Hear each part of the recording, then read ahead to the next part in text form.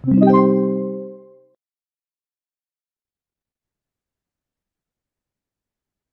number 10. Find the value of m so that the period of the function y is equal to sine mx is 3 pi. Okay, so dito ano lang to, napakasimple lang nito. I-recall lang natin yung yung sa trigonometry natin na let's say yung graph na tong y equals a sine bx plus c plus d, no? Actually, pwede itong sine, pwede rin itong cosine, no? Parehas lang. So, i-reviewin lang natin lahat ha, baka kasi na may tanong. So, una, amplitude.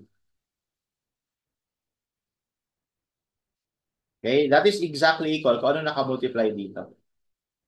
Okay? Next, period. Okay, ang period, pag sine and cosine is palaging 2 pi over yung coefficient ng x. Okay? Tapos, ano pa? Frequency.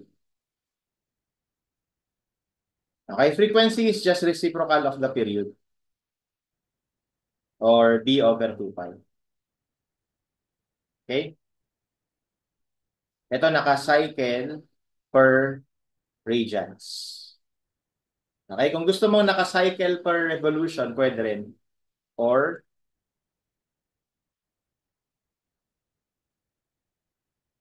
okay, per revolution. So bakit naging binalang to? Kasi 'di ba ang 1 revolution is equivalent to 2 pi.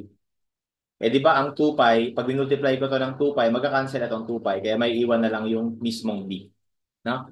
So kung ano to, yan ay yung frequency na naka-cycle per revolution. Kung naka per radian, o di meron ka pang over 2 pi.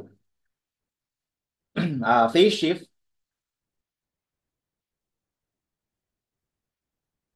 okay? Phase shift is equal to c over b.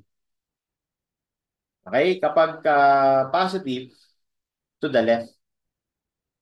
Kapag negative, to the right. Okay? And then vertical shift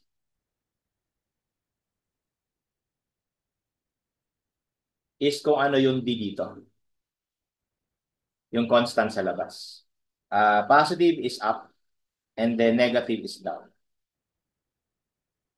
Okay? So, ganun lang. So, kung kabisado naman natin to, o di, ano daw gusto niya? Period daw, maging 3 pi.